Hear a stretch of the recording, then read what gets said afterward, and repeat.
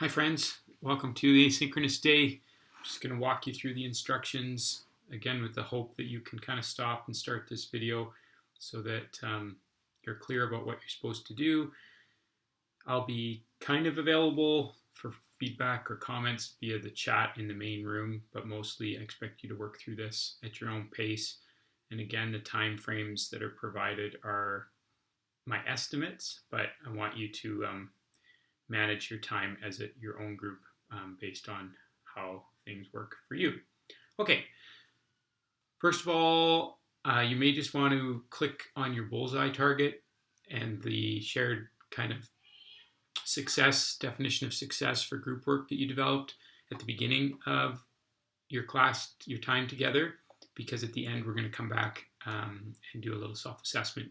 So having a goal in mind is always good and a good frame to move forward. Really, this week is about getting closer to a pitch for your Braiding Knowledges unit plan. This is, again, the big unit design project where you'll get a chance to fully flesh out a unit design, and we're trying to find a really great opportunity, an ethical space to include Indigenous ways of knowing, to enrich the way that we look at a curriculum topic out of either social studies or science. And later we'll build some other interdisciplinary connections as well. But at this point, you've been perhaps not thinking about it all over the break, but hopefully keeping your eye out for ideas, thinking about some of the ones that you had brainstormed before a reading break. I want you to just go around the circle in this first exercise, this first activity, and use that same prompt that we talked about before, yes and.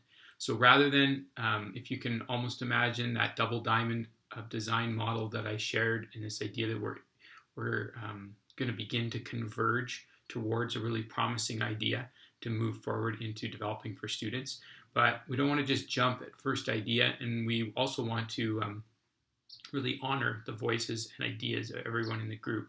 So practicing that mindset of optimism and empathy, to really listen to what others are saying and defer your judgment. Don't get so stuck on your own idea that you might currently have that you can't listen to other possibilities. Sometimes we end up converging just through doing something like this, or a really great idea emerges, but we're going to flesh out a couple after this. So in this first one, just want to encourage you to be really open-minded, and in turn, and do make sure everyone has a turn.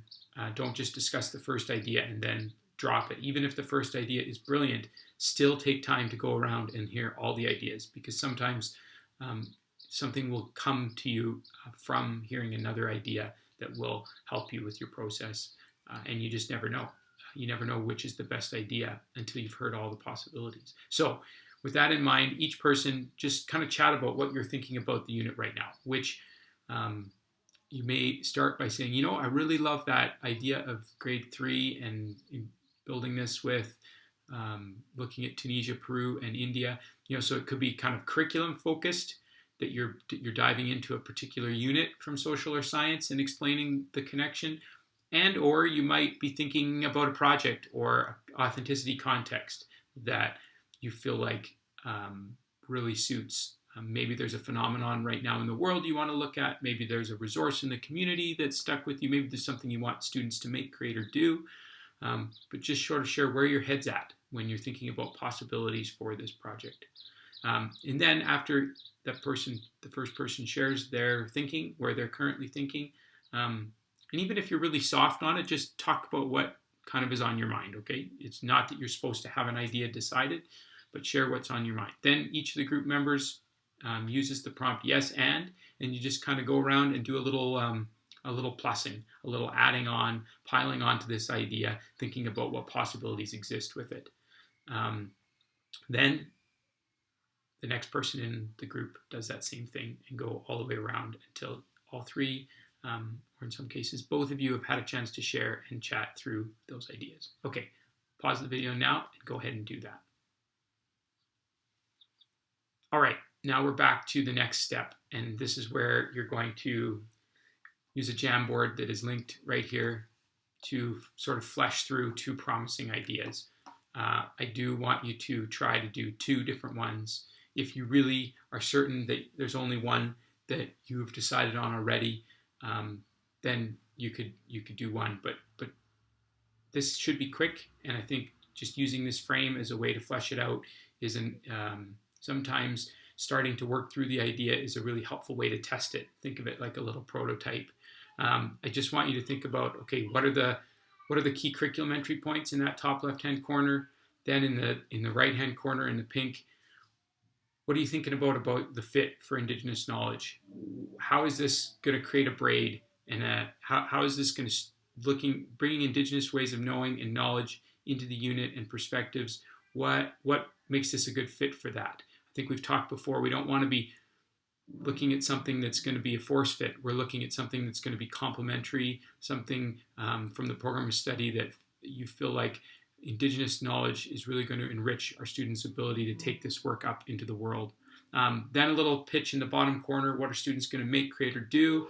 And then anything else you already have known about the unit. So if you've got a bunch of other ideas, you can just throw them in that bottom corner. Maybe you already have an idea of some of the steps, experiences. Oh, we're going to take them on a field trip. Oh, we're going to have them use a talking circle, or we'll read this book, or there's this artwork we're going to work through, or we're going to scaffold, and this should not be substantial. You're not fleshing things out. It's just, you probably already thought about some pragmatics, some details. Here's a place to park those details, those exciting pieces of the work that start to flow out once you have the frame. And again, sometimes getting those out there helps make it more real and helps you decide. So go ahead and work through one idea and then a second idea. If for some reason your group has got a third idea that's on your mind because there's 3 people and each one shared and you don't want to drop one off at this point, flesh out all 3. And you could probably work together on it, but if you wanted one to get a start on one and one to get a start on the other, you could, but we want these to be shared ideas, so it might be best to work on them together. Okay, do that now and then come back to the video.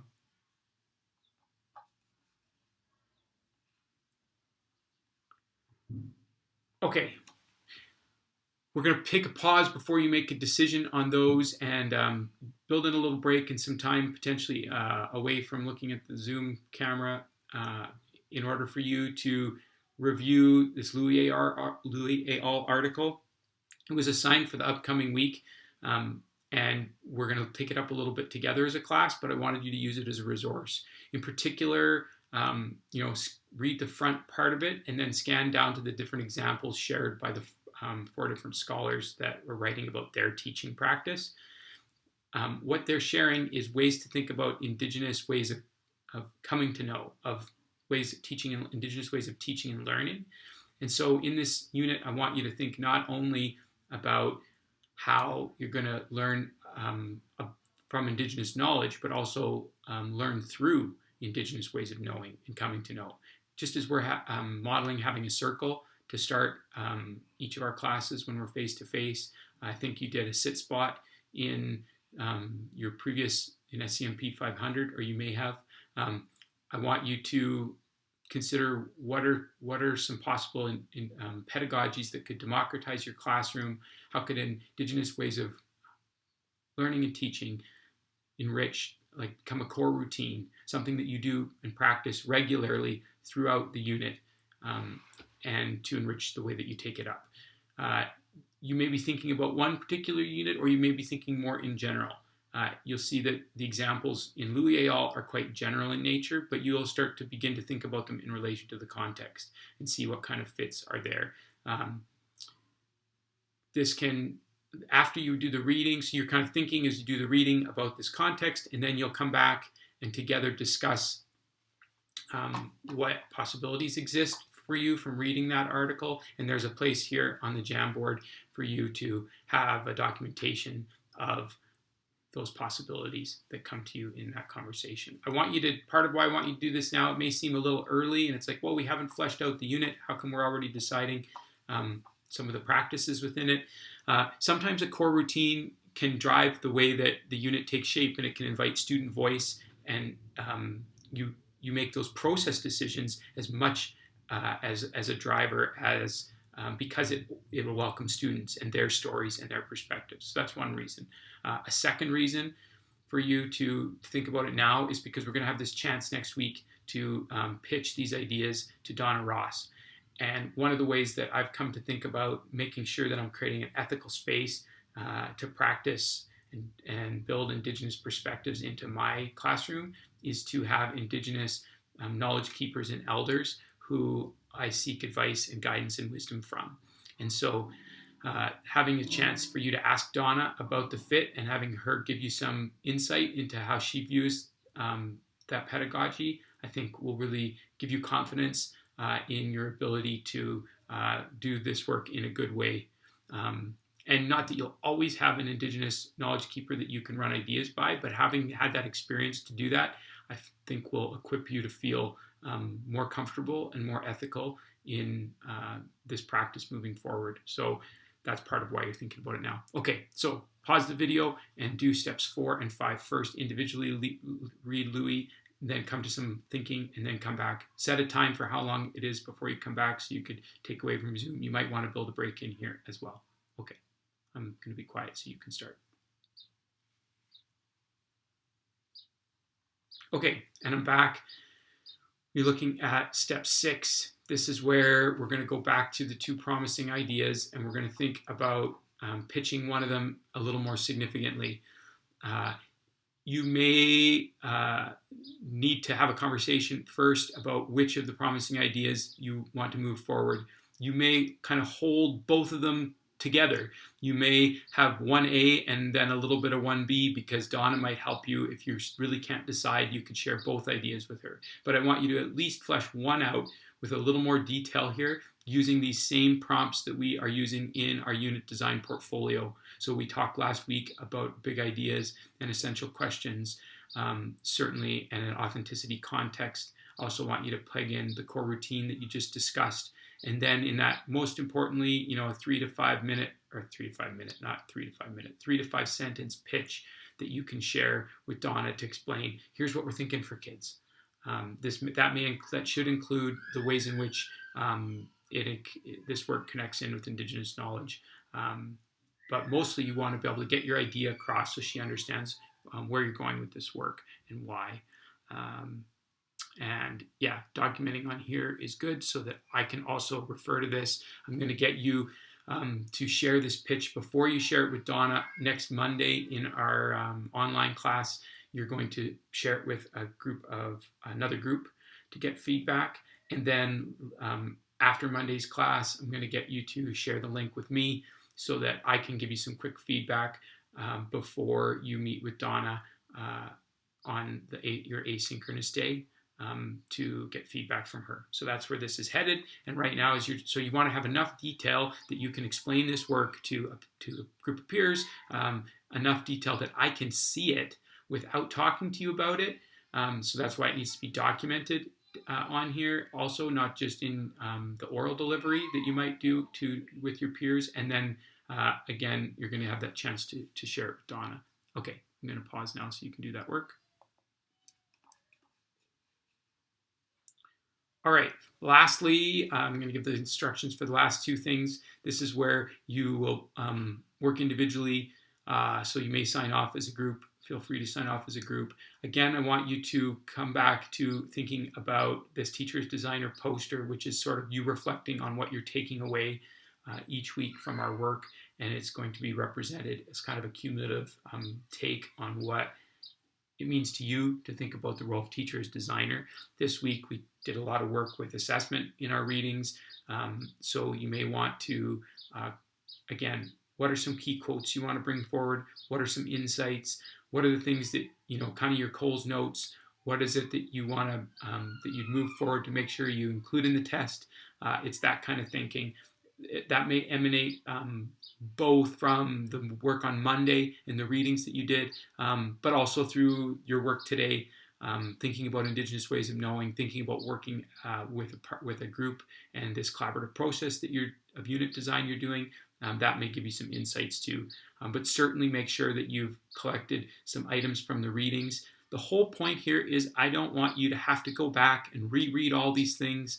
and try to remember, well, what were the lectures about that week, what were the key takeaways. That's because I'm going to ask you to do that in the poster.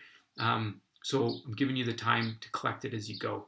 And this should be somewhere that it's organized along with what you did last week, so that when that time comes to start to consolidate these insights, putting it together as a poster, that's not all left for you at the last minute and you're scrambling to go back over the rest of your work. I'm trying to give you little steps towards that. And then I'm going to give you last instruction now too, which is I'd like you to go individually to your bullseye. I'd like you to flip to the week 2. So my first week isn't filled in, but you should have your ideas of what it looks like to be on target and off target. But on your second week, I want you to literally move this little pin if you feel like you were right on target with this, or anywhere in between here. And then I'd like you to document why you put yourself there. If possible, it's specific evidence. In preparedness, it's why I had come already doing all the readings. I took a lead in being able to share those insights. Like specifically things you did or ways that you were taken up by others. But the more that you can kind of welcome me in to understanding why you put your pin where you put it is the expectation, so that I can have a window into how you're working and teaching as a professional, working and thinking as a professional, which is our outcome 3. So how much writing should it be? Probably like a paragraph for each, or in point form, fleshed out sentences, like 3 or 4 sentences for each. It wouldn't be enough to just say, oh, I spoke in turn, or like I want you to really, I don't want an essay here, but I need evidence to understand why you scored yourself the way you scored yourself. And remember that being right on target may be a really tough aim. We're not always right on target. And right on target here in the bullseye center is not necessarily an A+. When I think about, if I'm focused on something like empathy, I recognize that I'm rarely able to get right on target. But that doesn't mean that the expectation, I'm seeking to do that. But in this assignment, what I'm looking for is that you're reflective on that, and that you're able to identify ways in which you're working as a professional. So the honesty of this is more important, and the process of showing that you can think about these elements of collaboration and apply them through the ways that you're suggesting your evidence. So it's just as good if, well, this was something that was tricky, and this is what I tried to navigate, and I was seeking to maintain optimism, but here's where I found that to be a struggle.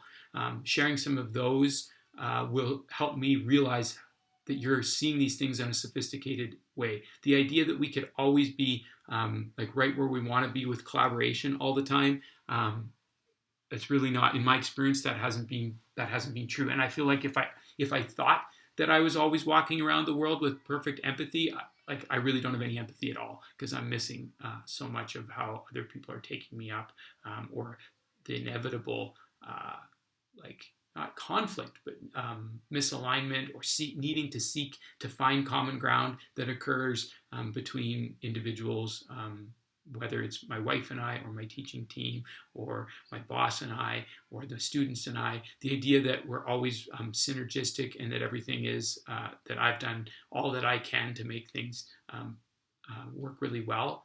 Right, that would be, so I'm not saying don't score yourself well, but I am saying what I'm looking for is for you to be honest and reflective, and demonstrate through your ability to do that how it is that you're taking up these ideas in sophisticated ways, not just really basic ways. I hope that helps, and I hope you have found this video to give you the steps that you need for today.